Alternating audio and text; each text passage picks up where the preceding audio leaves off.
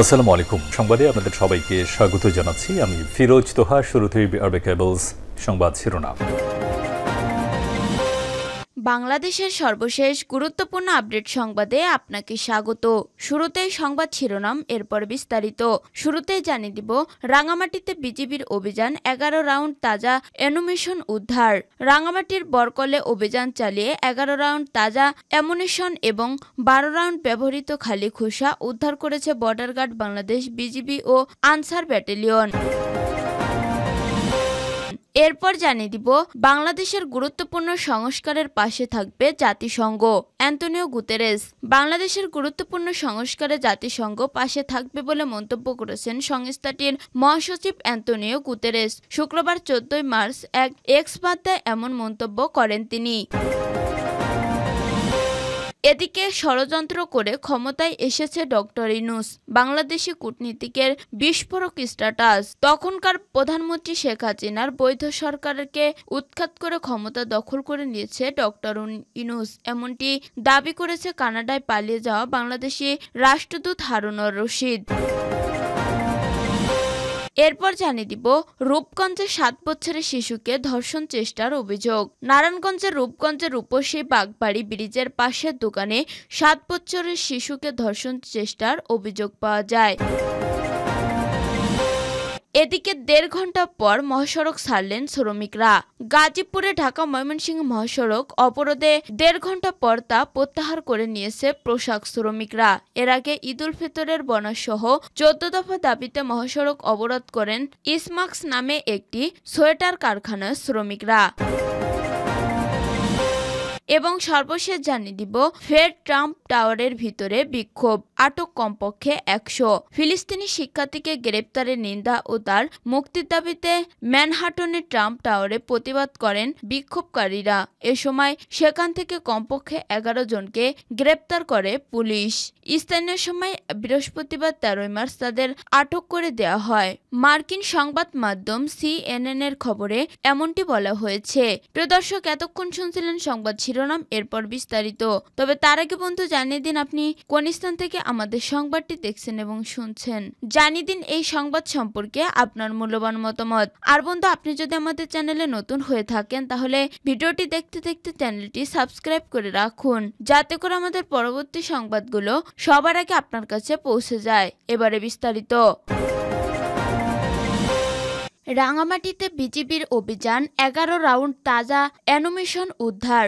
রাঙামাটির বিকলে অভিযান চালিয়ে 11 রাউন্ড তাজা অ্যামুনিশন এবং 12 রাউন্ড ব্যবহৃত খালি খোসা উদ্ধার করেছে বর্ডার গার্ড বাংলাদেশ, বিজিবি ও আনসার ব্যাটালিয়ন। শুক্রবার 14 মার্চ সকালে এক প্রেস বিজ্ঞপ্তিতে এই তথ্য জানিয়েছে বরকল বিজিবি 45 ব্যাটালিয়ন। প্রেস বিজ্ঞপ্তিতে বিজিবি জানায়, দেশের সীমান্ত নিরাপত্তা এবং আইন শৃঙ্খলা রক্ষার পাশাপাশি পাহাড়ে শান্তি ও সম্প্রীতি বজায় রাখতে কাজ করছে। গত 12 মার্চ উপজেলার রূপবান পাড়া এলাকায় সশস্ত্র সন্ত্রাসী গ্রুপ ইউপিডিএফ এবং জেএএস নিজেদের মধ্যে আধিপত্য বিস্তার করাকে কেন্দ্র করে উভয় পক্ষের মধ্যে গোলাগুলির ঘটনা ঘটেছে।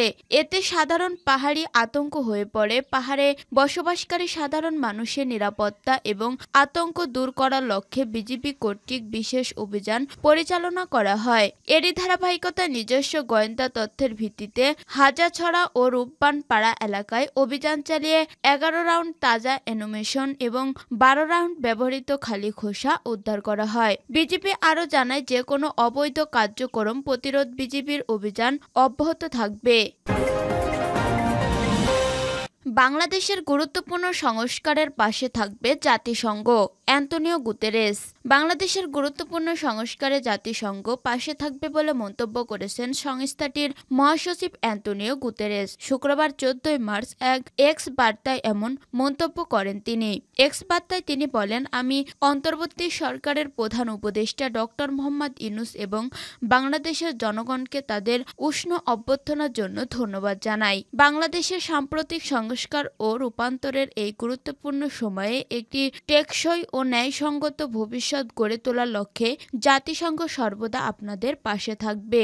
এর আগে সকালে প্রধান উপদেষ্টার কার্যালয়ে জাতিসংঘ মহাসচিব ও প্রধান উপদেষ্টা ডক্টর মোহাম্মদ ইউনূস বৈঠক করেন। বৈঠক শেষে প্রধান উপদেষ্টা ডক্টর মোহাম্মদ ইউনূস ও জাতিসংঘ মহাসচিব একই উড়োজাহাজে কক্সবাজার ভ্রমণ করবেন। কক্সবাজারে নির্মাণাধীন কক্সবাজার আন্তর্জাতিক বিমানবন্দর ও খুরুশকুল উষ্ণ জলবায়ু কেন্দ্র পরিদর্শন করবেন ডক্টর ইউনূস। পরিদর্শন শেষে উখিয়ায় ডক্টর ইউনূস এবং জাতিসংঘ মহাসচিব অ্যান্তোনিও গুতেরেস প্রায় 1 লাখ রোহিঙ্গার সঙ্গে ইফতারে যোগ দেবেন। কক্সবাজারে জাতিসংঘ মহাসচিবকে স্বাগত জানাবেন দুর্যোগ ব্যবস্থাপনা মন্ত্রণালয়ের দায়িত্বপ্রাপ্ত উপদেষ্টা ফারুকী আজম। জাতিসংঘ মহাসচিব সেখানে রোহিঙ্গা লার্নিং সেন্টার, রোহিঙ্গাদের সাংস্কৃতিক কেন্দ্র ও পাটজাত পণ্যের উৎপাদন কেন্দ্র পরিদর্শন করবেন। পরিদর্শন ও ইফতার শেষে প্রধান উপদেষ্টা ও জাতিসংঘ মহাসচিব একসাথে সন্ধ্যায় ঢাকায় ফিরবেন।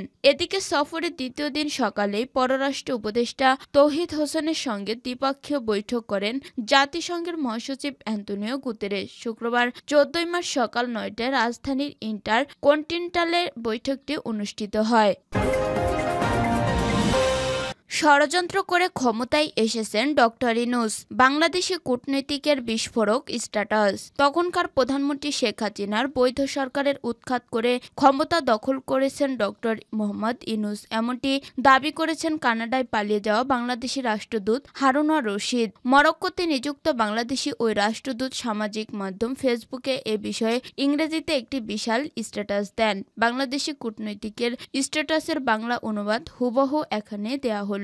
বাংলাদেশ এবং আমার জন্য একটি আবেদন। বিষয় ডক্টর ইউনূসের অধীনে বাংলাদেশের নৈরাজ্যের দিকে পতন, বিশ্বের নিরাপত্তা বেদনাদায়ক। মানবতার বিবেকের উদ্দেশ্যে বাংলাদেশ আজ নোবেলজয়ী ডক্টর মোহাম্মদ ইউনূসের ছড়িয়ে দেয়া বর্বরতার শিকার লাখো মানুষ এক ভয়ঙ্কর বাস্তবতার মুখোমুখি। মৃত্যু, নির্বাসন অথবা উগ্রপন্থার কাছে আত্মসমর্পণ। ঈদ উল ফিতরের সম্ভাব্য তারিখ প্রকাশ 2024 সালের 5 আগস্ট দেশটির তার ইতিহাসের এক অন্ধকারতম অধ্যায়ের মুখোমুখি হয়। একটি সুপরিকল্পিত সন্ত্রাসী আক্রমণ যা প্রধানমন্ত্রী শেখ হাসিনার বৈধ সরকারকে উৎখাত করে বাংলাদেশের ভিত্তিকে নাড়িয়ে দেয়। যখন দেশ জ্বলছিল এবং শৃঙ্খলা ভেঙে পড়ছিল, মোহাম্মদ ইউনূস তখন আত্মপ্রকাশ করেন দখলদার হিসেবে।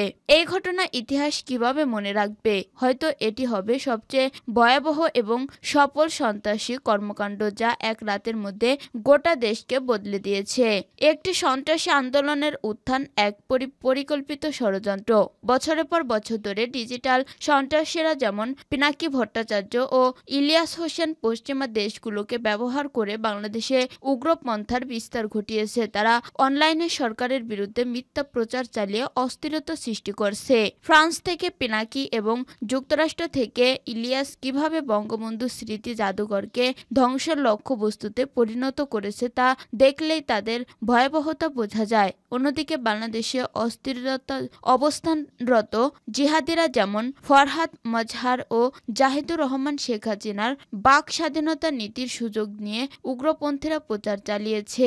তারা হিন্দু ও ভারতের বিরুদ্ধে বিদ্বেষ ছড়িয়ে দিয়েছে শুধুমাত্র এই কারণে যে শেখ হাসিনা শাসনে বাংলাদেশের হিন্দুরা নিরাপদ ছিল। তাদের মিথ্যাচার বাংলাদেশি মুসলিমদের মনে ভারত বিদ্বেষে এক মানসিক ব্যাধিতে পরিণত করেছে যা উগ্রপন্থার পথ সহজ করে দিয়েছে। রূপগঞ্জে 7 বছরের শিশুকে ধর্ষণ চেষ্টার অভিযোগ। নারায়ণগঞ্জের রূপগঞ্জে রূপসী বাগবাড়ি ব্রিজের পাশের দোকানে 7 বছরের শিশুকে ধর্ষণ চেষ্টার অভিযোগ পাওয়া গেছে।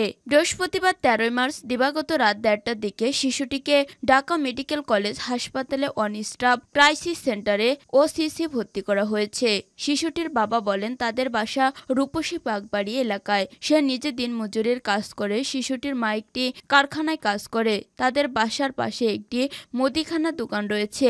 ওই মুদি দোকানদারের নাম ইব্রাহিম 55। বৃহস্পতিবার দুপুর 1টা থেকে 1:30টার মধ্যে খেলতে খেলতে দোকানের সামনে যায় শিশুটি। তখন ওই মুদি দোকানদার তাকে দোকানের ভিতর নিয়ে ধর্ষণের চেষ্টা করে। তিনি আরো বলেন, বিকেলে বাসা আসলে শিশুটি সবকিছু খুলে বলে। পরে দোকানে গিয়ে তাকে পাওয়া যায়নি। তখন আমরা রূপগঞ্জ থানায় যাই। থানার মাধ্যমে রাতে শিশুটিকে ঢাকা মেডিকেলে নিয়ে আসি। রূপগঞ্জ থানার উপপরিদর্শক এস এসআই শফিকুল ইসলাম বলেন, রাতে ওই শিশুটিকে স্বজনরা থানায় নিয়ে আসে শারীরিক পরীক্ষার জন্য। তাৎক্ষণিকভাবে আমরা তাকে ঢাকা মেডিকেল কলেজ হাসপাতালে নিয়ে আসি। বর্তমান শিশুটি হাসপাতালে ওসিসিতে ভর্তি আছে।